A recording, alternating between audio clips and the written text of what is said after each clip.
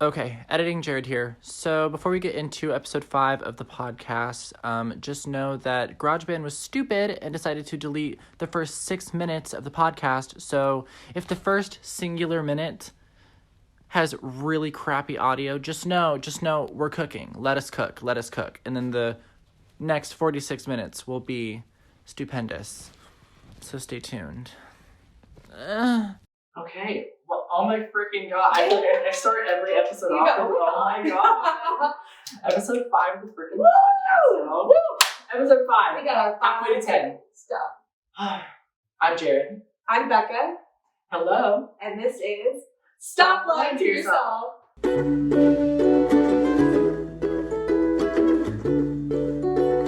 Stop lying to yourself. So what are we talking about today, Becca? Okay, so we're going to talk about our fears of making mistakes, failure, and then our second topic is about kind of burnout and also my personal experience with compassion fatigue as well. All right. So fear of making mistakes and failure. What do you think about that? Kind of like what we talked about right before this is like a good way to preface going into this topic because so when you start marathon training, sometimes when you look at the miles and you look at the entirety of the miles, like you can start feeling anxiety and worry, and that's like normal. But it's good to recognize, yeah, this is a big thing. Yeah, this is something that you're excited about that you've never done before, because that will also lead you to be proud of yourself and to like have those rewards, but not so much so that like it's agonizing, because I'll start being like thinking about the end goal and it's like you're on mile 2 and then you start like freaking out a little bit and you're like, okay, let's just focus on what mile am I on now, and like telling myself I'm proud of myself for doing 3. I'm proud of myself for doing 5. Like, oh, bitch, we've already got 10. That's halfway through. And you have to like train your mind to be there. And there's some days that I even go, and the best days are the ones where you're mentally like in the sand, and you just have to do it anyways. It's almost like your mind subconsciously gets so tired of itself being down that it like gives you a surge of energy. Yeah. And it allows you to like almost not break a record, but kind of like have a breakthrough of some sort. Yeah. Yeah. That's so true, because a big thing is like you are working through. It really is therapeutic. Oh, mom's texting. Mom, Karen, we're Karen! busy. We're busy, Karen.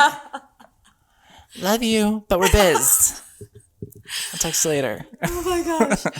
I was like, every episode there's one interruption at least. There is. But yeah, I think that's a huge thing, is like when I think about like when you're in the mental hole and you dig yourself out of it, that's where you grow the most. Mm-hmm. Seriously, like it really is. If you quit, then you're telling yourself next time I do the 10 miles again, like it's going to be a lot harder, because you're going to be used to quitting at 5 like you did last time. Right. So then you're going to have to work even harder to get the 10 done this time. Right. If that makes sense. It totally. And there was one thing that you said, it's like you Karen. Now it's Dad. Oh my God.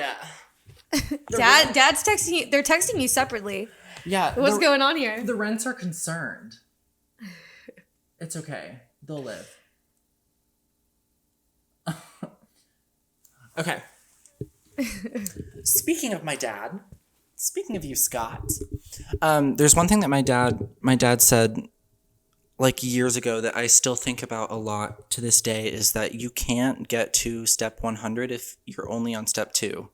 You're focusing on all the you're focusing on step 100 when you're on step 2. You need to think about step 3, then step 4, then step 5. And if you focus on the process as opposed to the goal, soon enough, you won't even think about it. And then you'll realize like, oh shit, I'm on step 59. When did I get there? Yeah. So it's really all about like when one of those cliches, like when people say like, you just have to enjoy the journey as opposed to like getting to the goal or getting to the accomplishment, it's true because the journey is 98% of it, and it takes up most of your time, and then the goal is like usually the goal happens in like one day. Yeah. And you celebrate the goal, and you're like, well, what now? I got the goal.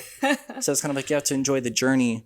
Kind of most autopilot. of all. Like I do grounding while I'm running, like just staring at like trees and things and like everything around you, and like trying to like just focus on that and focus on the music that's playing and stuff like that. Right. And like when I'm listening to the music, just sometimes I'll sing out loud. Like when I have like a really hard run day, I'll start singing it out loud, and then like I start like feeling it and feeling like, okay, like, and I'll literally be running and singing, and I'm like, I don't give a fuck. Like, right. whatever. And a lot of it has to do with consistency too. Like there are days where I show up to the rink and I know I'm not feeling good. Or there are days where I show up and like within the first 20 minutes I can tell, it's not going to be a good day. Yeah. Like something with my balance, something with like something's off. Yeah. But then it's like I kind of like, instead of freaking myself out so that I perform worse, it's kind of like, okay, acknowledge that you're having not the greatest day, and a lot of the times that kind of helps turn around the performance. Like another thing that my dad has said too is like your brain is so powerful. Like your ability to change your own mind in a minute is a lot easier than you think. I completely agree with that. Like I really do think the power of the mind is crazy. Yeah. Your dad's got some good advice. He does. For real. Fear of making mistakes and fear of failure. I feel like I was actually talking to my mom the other day because I was a child actor and my mom spent all of those years with me. So it was just like me and my mom all the time. So I was talking with her about it, and I kind of told her, I was like, my whole life has been built around something that is like performance based, and it's been built solely around, you know, failure versus success, where it's booking a job or not booking a job. And I think that when you've been raised in that environment and like during your formative years where you're like developing at an intense rapid pace, you can form this idea that your worth is based off of what you accomplish. Yeah. And so you tend to highly pressurize things that you care about or things that you try, like even if it comes to school or if it comes to a sport or if it comes to like if you're doing like high school theater, you can highly pressurize the things that you do to the point where they're not enjoyable anymore. And it actually affects how you do in those activities. And I was telling her, I sound like a broken record all the time, but like figure skating was the first thing in my life where I entered into it with no pressure. I was like, I don't know if I'm ever going to be able to do that, but I know I'll be able to do some of it. And it became something that like my lessons in figure skating have paralleled my lessons in life so exactly. It's been kind of eerie because it's like, because it's really held a mirror up to me in the sense that like if I am trying something on the ice one day and how I deal with it, I'll realize that how I dealt with a fall is how I've dealt with every single failure in my life. Yeah. And so when I realize that I have the choice to decide whether I want that fall to affect me going forward, it also made me realize in my life, if I have a shortcoming, if I let that affect the future, that's just going to make me more scared to try things in the future. Yeah. So it's letting go of that fear and letting go of that terrifying feeling that you're not going to be good enough that actually sets you free and allows you to be good enough. No, I know that.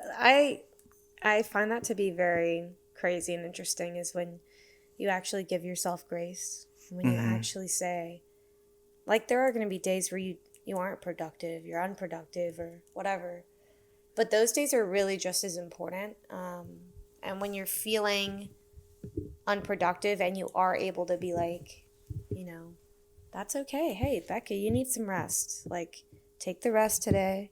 Like, you know, see some friends. Like, let's just not think about work, not think about our goals. Like, let's just enjoy our lives. And that can be like, it's really helpful because the next time I've been starting to want to run. And like, at the beginning, it was not like that, where it's like, now I like want to go on a run and I want to like do those things, and it's not something I've ever been used to in my life. Like everything was a drag. Right. My friend in California had a hard time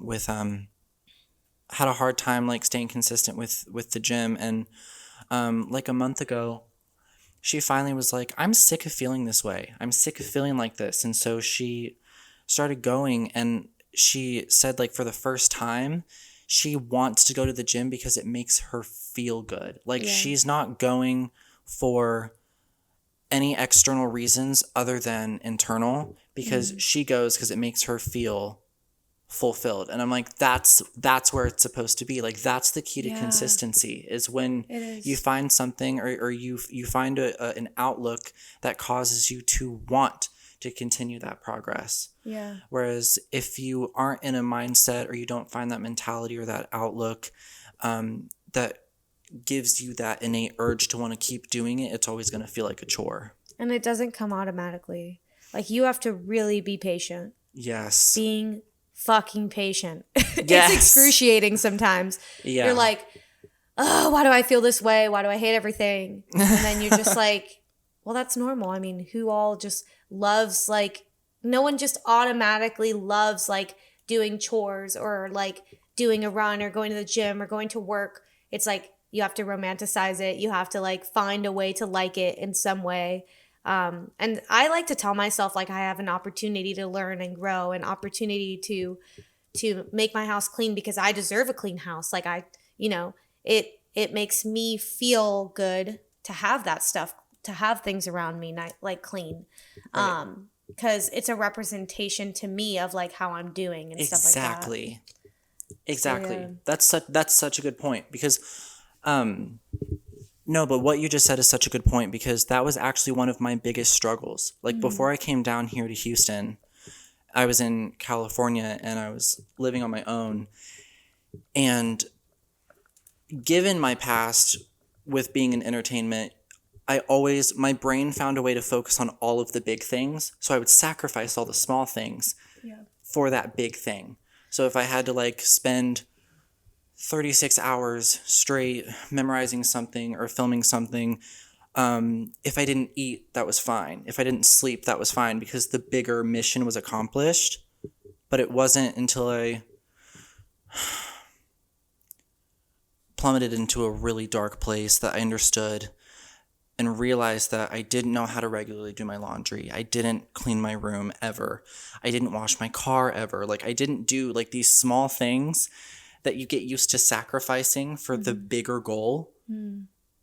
That you realize that it takes doing all of those small things to build up you feeling good enough to conquer those big things. They call it, like in ABA, we call it like behavioral momentum, which is like, I really do believe in behavioral momentum, which is basically like if you start like, I actually started doing this thing. I don't know like the research or anything, but I watched a YouTube video. So, okay, don't take full advice on this one. Don't discredit video essays. Some video essays have a lot of... he did research and stuff, and I'm pretty sure he was a researcher. So I don't have all the... I will link it below. Okay, I'll do that. Yes. So it talked about, like what does a morning routine look like? Because, people assume like to be successful, you have to have your lemon water and do your workout and do your journal and affirmations and do your skincare and do,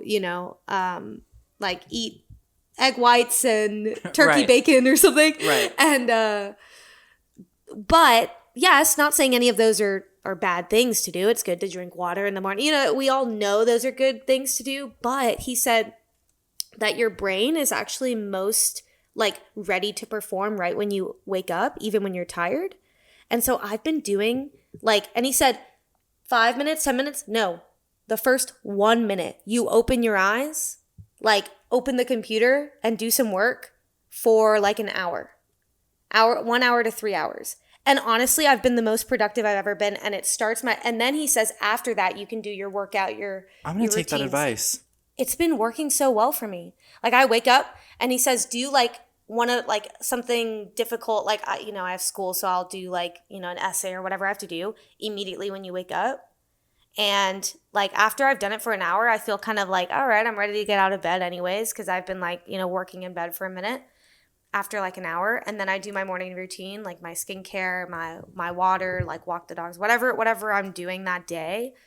And yeah, it's put me like you already start off with productivity, and you already start off with like you've already done something. Well, also too, a huge thing that I've realized too, because one of my biggest demons has been my sleep schedule. It's like it feels impossible for me to get up.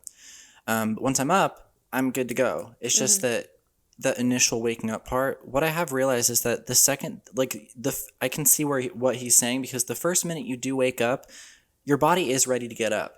It's when you have that second thought Scrolling. of like, I'm tired. I can just go back to sleep. Yeah. But if you like go off of your body's innate sense of, oh, we woke up for a reason, let's get up. Yeah, like the Mel Robinson 3-second rule or something. Yeah. Yeah, you have to get up in 3 seconds. But I've always wanted to, I'll do a slow morning, because like I thought it would be less stressful, but apparently it actually could be a little more stressful. But if you get a few tasks done immediately, then you're like on behavioral momentum. Now you're ready to like give in to yourself and then start your day kind of thing. Right. And I think like it was cool. A lot of people use like exercise and stuff to jumpstart that momentum. But I think where sometimes that goes wrong is that if exercise does feel like a chore, your brain's going to try and procrastinate to not do it. So it procrastinates or prolongs that jumpstart or that initiative, because obviously once you do finally you get your ass up and work out, like after the workout, you're like, okay, I'm ready to start my day. But it's just a matter of like waking up and forcing yourself to do it. So it's like, and he said the most important part is the planning. Sorry for interrupting, but the planning the night before, and put down like what you want to do, like what your plan is for the first thing that you want to do. The first 1 minute, like be like, I have to do it right now. Your brain is at because like you've been sleeping and you've been resting, your brain hasn't taken in all the stuff from the day, like things that people are telling you, the just like everything is effort, like even driving and all of that stuff. So if you can get your like the highest most difficult task, do that first. That's what he said. And that makes sense though. That makes sense though, because when you first wake up, it's like your brain's not fully conscious and ready to like critically think. Your body naturally wants to that's the time where you can just be proactive and mindlessly do it. So I think that totally makes sense. Like the science behind that would totally match up. Also, this doesn't really have to do with fears, but I guess it is facing your fears if like you don't want to do a task in the first thing in the morning. I mean, it does start with the little stuff, honestly. Like, but when it comes to like, I've been one of those people that I have always wanted to better myself. I've always wanted to work on myself, to the point where I'm like very aware of everything. So with my fears, I've been practicing saying it out loud and saying, if you're not able to get to a therapist, you're not able to listen to our episode. This is what I do. I'll be driving in the car, and let's say, like Jared's mad at me. He's pissed off about something, like, and my worst fear is people hurting me or something, or like hurting people. Sorry. When I'm in the car, I will say out loud, like, I'm afraid I'm going to hurt Jared. I'm afraid I'm going to hurt Jared. And I'll say it out loud. And what it does is like, most people go to other people to talk about things. But sometimes, like, you're not ready for that judgment. You're not ready. Like, and that's where the sensitivities come in. And then like the defensiveness whenever like you want to explain something to someone and really like you needed that internal validation. And so like I will be like wherever I am and say what I'm struggling with, and it makes it a lot more real. Some people journal. I mean, I'm not someone who like journals, although I do definitely believe in journaling for people.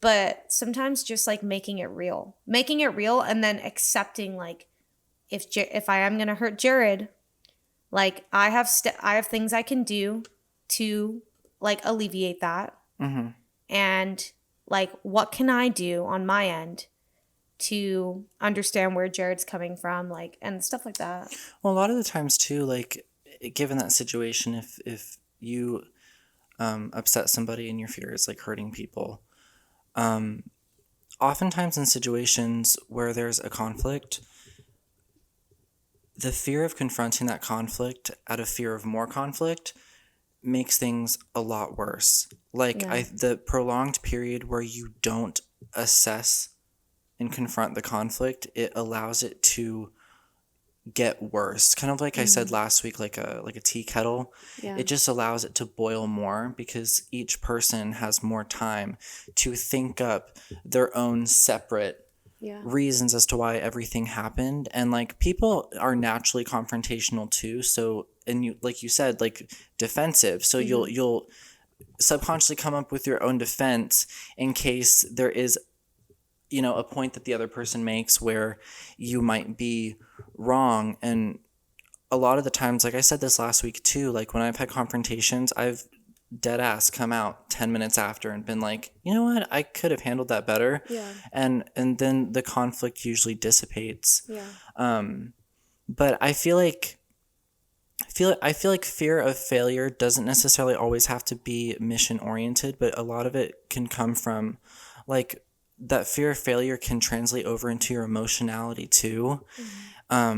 And like, I've realized in relationships, like when there are conflicts, when you do have arguments or fights, a lot of the times it's that instilled fear of failure that keeps you from either taking accountability or even realizing that somebody else is doing something to you out of fear of failure of the relationship. Just, if you have a fear of failure of anything in general, it actually stops you from finding the solution faster because you're just so scared that the failure might be real. That you end up failing anyways. What? You end up failing anyways. Right. But like, most of the time. Like you just said, speaking it aloud makes it real. And I think that if you have that fear, a lot of the times you don't speak it out loud because you're just terrified it is going to be real. Keeping things in your head. Yeah, until you do finally confront it, whether it be verbally or like with the person, you realize it really wasn't that bad. Yeah. It wasn't that bad because failure is a part of the human experience. And to think that you're going to go your entire life without it is just irrational, and it's going to create so much more chaos within your own mind. That's an anxiety attack ready to happen. Exactly. Also, fear of failure affecting, like, causing depression too, on the flip side, is crazy. Like, those two go hand in hand, but I find it interesting that, like, anxiety and depression are such opposite. They're besties. They're besties, but they're such opposite feelings. Yeah, they are. Because if you think about, like drugs and alcohol, like, certain drugs can be like a stimulant, whereas alcohol is a depressant. So it's like, if you think about, it's kind of like that. Yeah, but in a sense, they go hand in hand because people use them for the same reasons. That's true. And that kind of goes in with like anxiety and depression. A lot of times they hold hands because they share very similar behaviors and similar topics and like catalysts. You get so anxious, like I'll get so anxious that I become depressed, or I become so depressed that I'm starting to get anxious. Exactly. Like, depression can cause you to sit in a certain place for too long that you start getting anxious that, oh my God, I'm too stagnant. Or if you are anxious, then it's kind of like, I can't settle down at all. So then it's like all a sine wave. It goes up and down. I think I've let go of the fact that, like, I don't personally like to say for myself, oh, well, like I said earlier, you know, I'm in a good spot, like everything's kind of going well for me, but I've kind of been going away from saying, oh, I'm happy or not, because am I happy 24/7? God, no. Yeah. Nobody is. Right. So it's like, I don't know why we keep being like, I just want you to be happy, or I just want to have a happy life. And really, we don't know what that means. So I have an idea of what life satisfaction looks like for me. But I think, like, life has been, like, more fulfilling for me because I've told myself no emotions are bad emotions. We have them all. Why are we labeling them as good or bad? You can't feel anxious. You can't feel depressed. And that's why we feel alone, is because people are like, oh, you're not happy. It's like, nobody's happy all the time. Like, it's really, are you managing your emotions well? How you're managing your emotions, and if it's appropriate or not, is what I focus on. I don't focus on how happy am I most days. Now, of course, if you're depressed every day, that's different. But it's like, if you're going through a range of emotions, like you said, that's human experience. Yeah. And also it's okay to be anxious, sad, upset, confused. You don't know how you feel. And also, human emotions are so incredibly temporary and also so fragile. So to try and solidify something like that, again, is irrational as well. Like, everything is a healthy balance. Yeah. Like, no matter what you're dealing with, it's finding a healthy balance between understanding the blacks and the whites, the rights and the wrongs. Yeah. Like, understanding that all of that kind of like goes hand in hand. Because if you go on either side of that, like, you're going to set yourself up for more difficulty in your life because you are either refusing to see another side, or you're just remaining ignorant to the other side. Yeah. So I feel like I think I made my point. I don't know what else to say about that. I think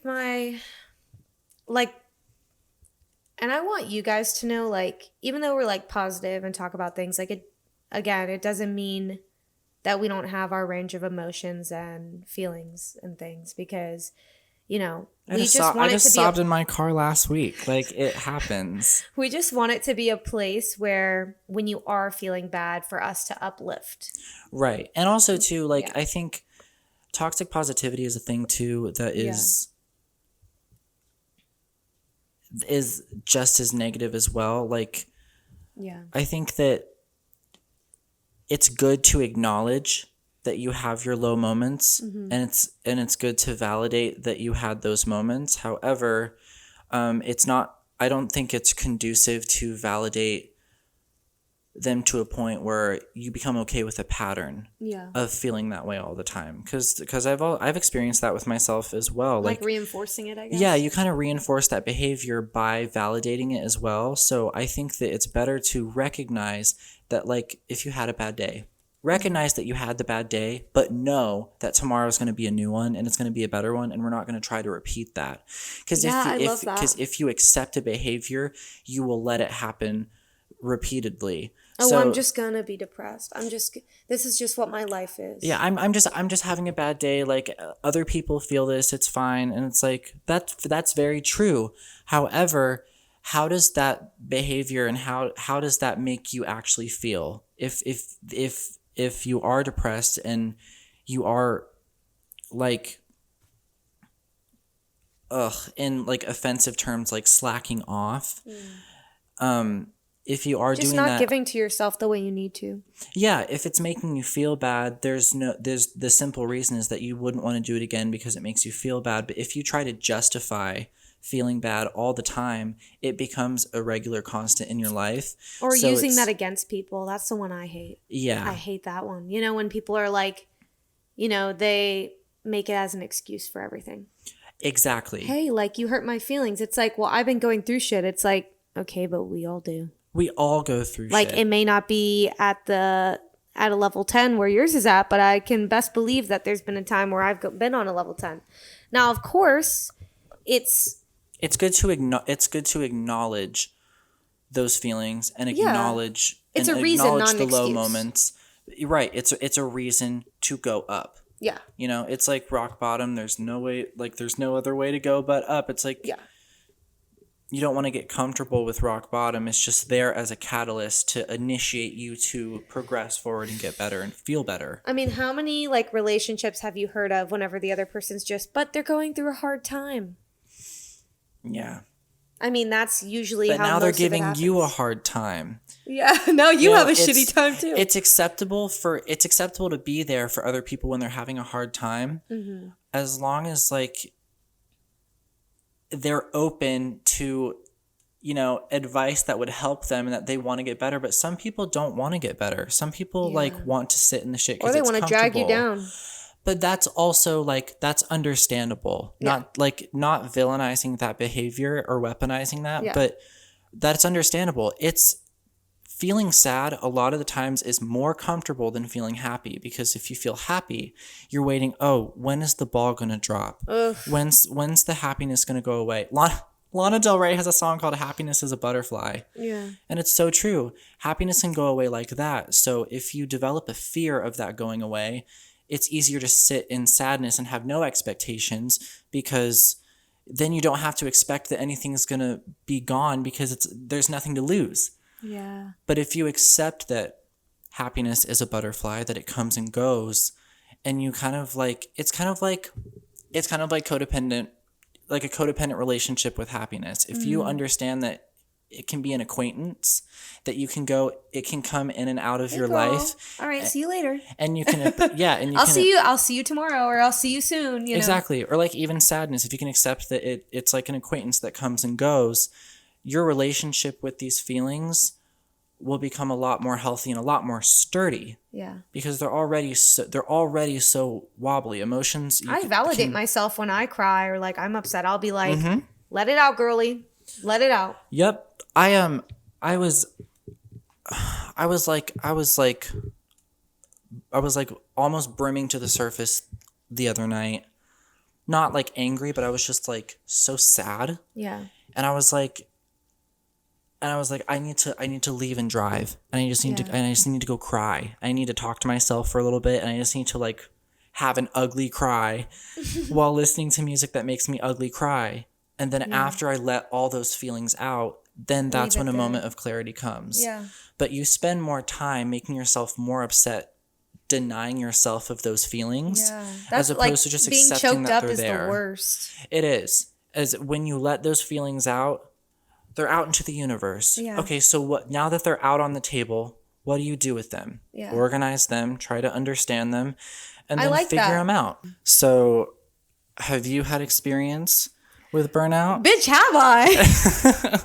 Who has not, man? I want to talk to you. Yeah. Because Jesus. Oh yeah. Like, and I think they said if you go for too long, then the burnout period can be like long too.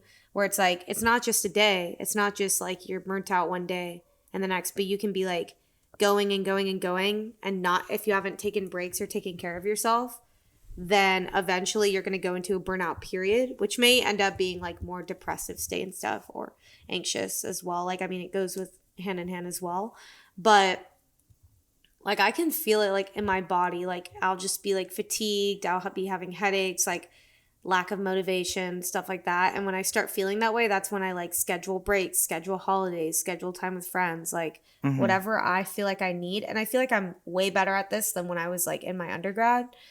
Now that I'm in my master's program, I'm like, I need to be like on it. So I have like really great like boundaries now to be like, okay, I need time off, or I need a day off. And every week I have a what me and my friend call a rotting day, where you just sit and rot and do whatever the fuck you want. Obviously, if you're in a budget, you know. But you know, but literally, whatever you can sit and rot and spend no money. Me and my best friend back in California, we would just spend days watching a movie and rotting with food on the couch. Like, that's and that's like quality time too. Yeah, it is. And then also sometimes it's like, in a way, if you have your rot day, you'll kind of be like, ugh, I don't want to do this tomorrow. Yeah. You'll kind of like get sick of it, like sick of yourself, and then you'll be like, all right, time to get on it again. I think what's interesting is that I've had experience with burnout, but not temporary burnout. Like, I think working from such a young age, so diligently and so constantly, because like acting goes around the clock. It's year round. So like even during the summer, it's like you're busy. You know what I mean?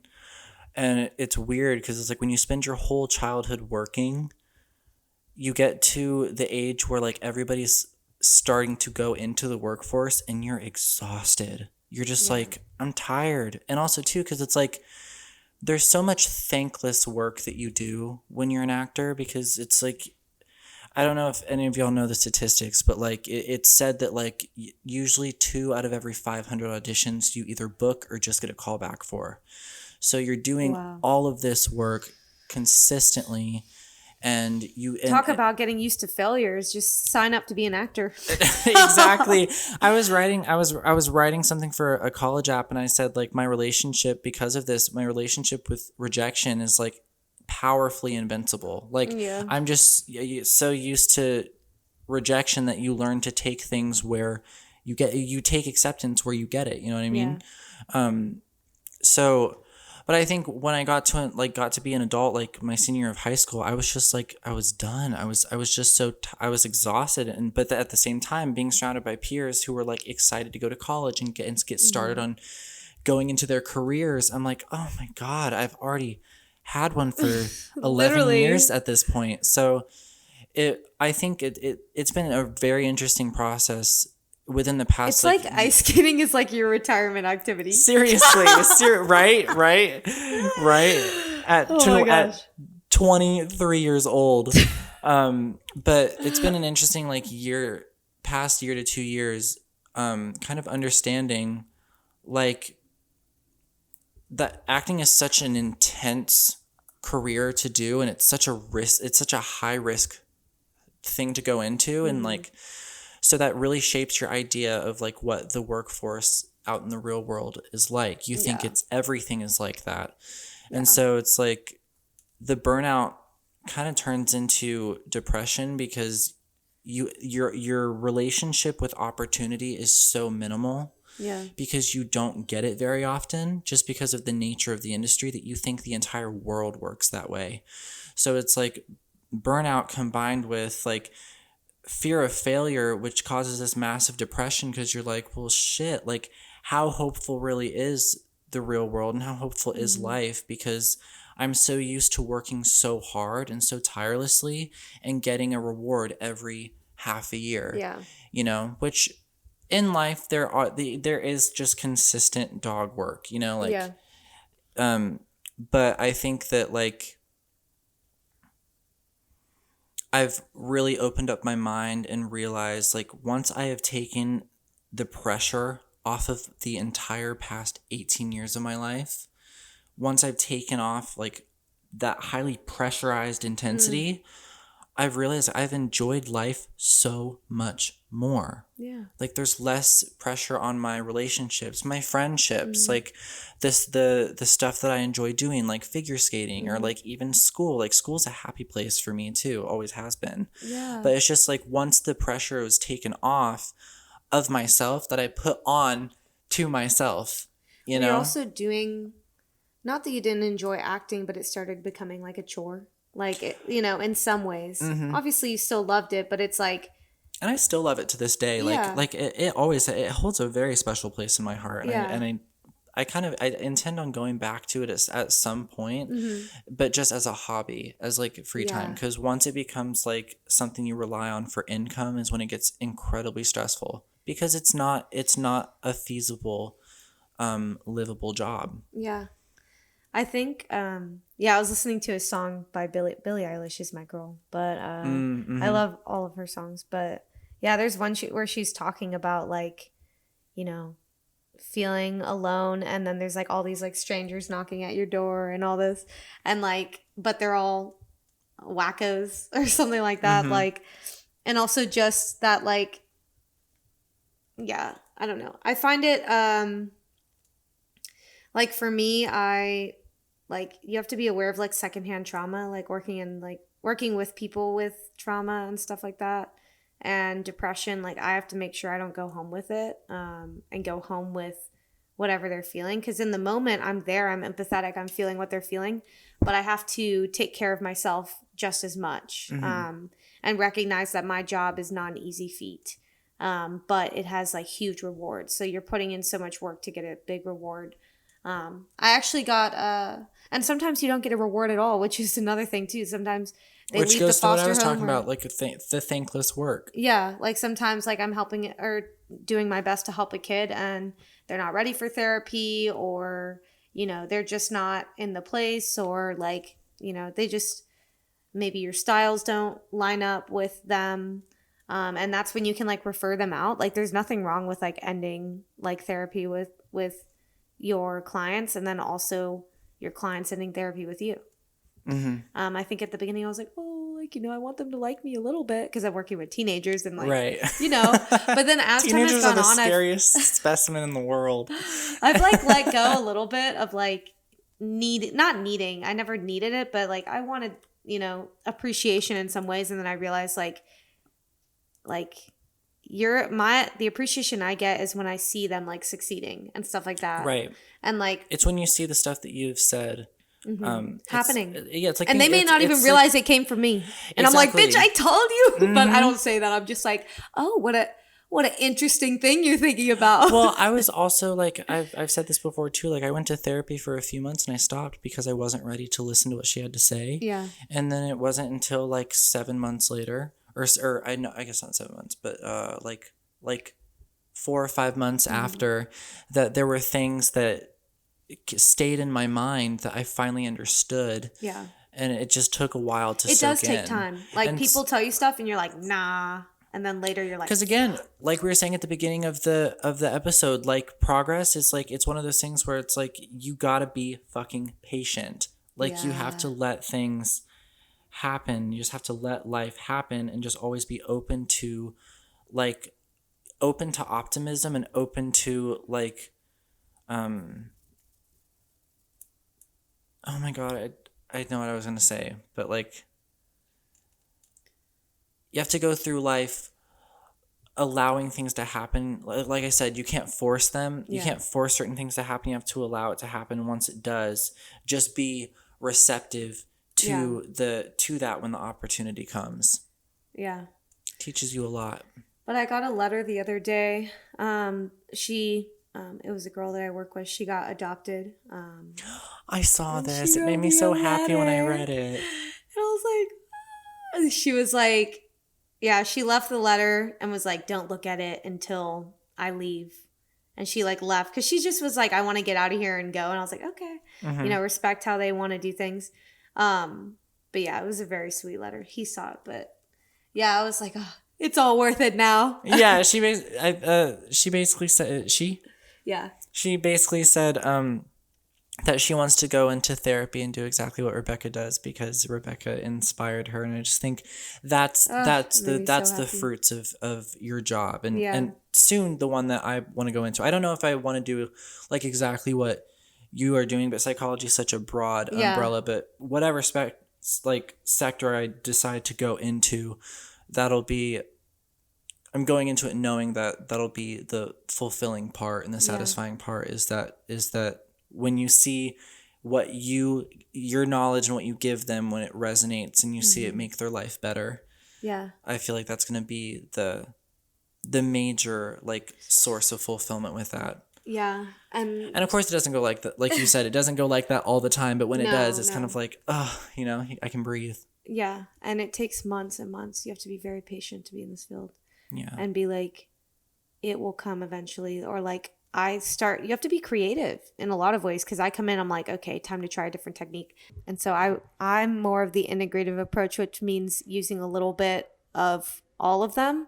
Obviously I'll have more that I like lean into. The longer I go in, I'll be like, oh, like I'm more into that one or the other one. And basically it's based off of, what do I believe in as a therapist? What do I believe in the human condition? And then, so all of the assessments start the same. Like, you do your observation and taking tests, and everyone's like, has the idea of be empathetic. And there's certain like guidelines, I guess, that are like the typical therapist. But then the way the interventions that you used are going to be based on research in those different categories.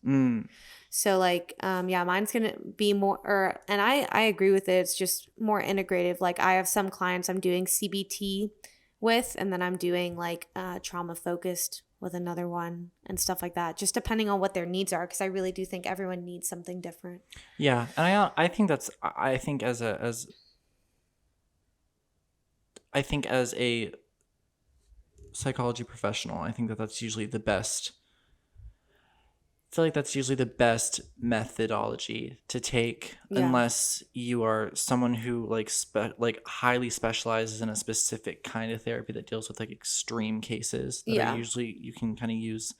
Because you still want to be consistent. You don't want to be so flowy that like, you know, you're all over the place and your client's like confused on what they should be doing. And one day you're doing CBT, the next day you're doing like EMDR, like I was saying. So yeah, it can be all over the place. But as I learn and grow, things will change. And that's the beauty of our careers, is that it's just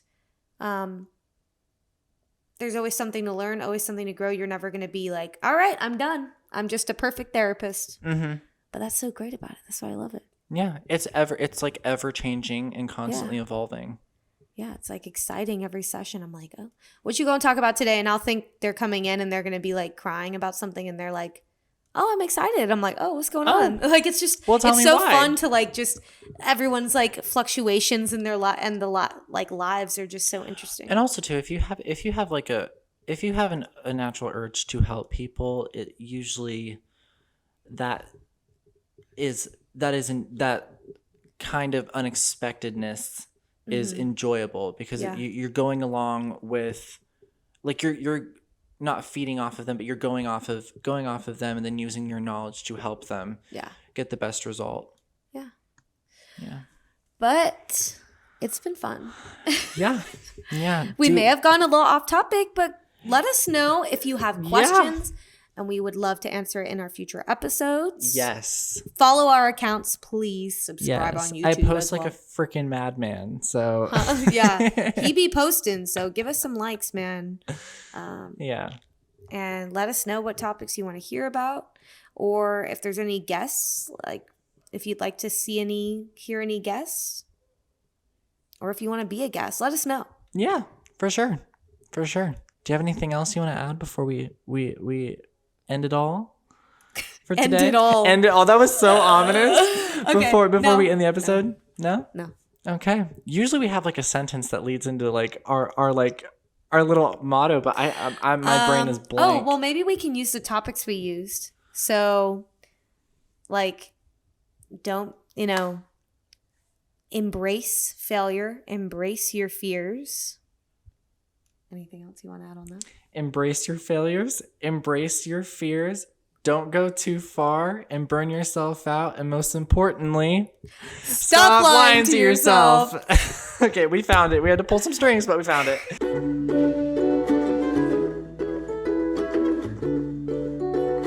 Stop lying to yourself.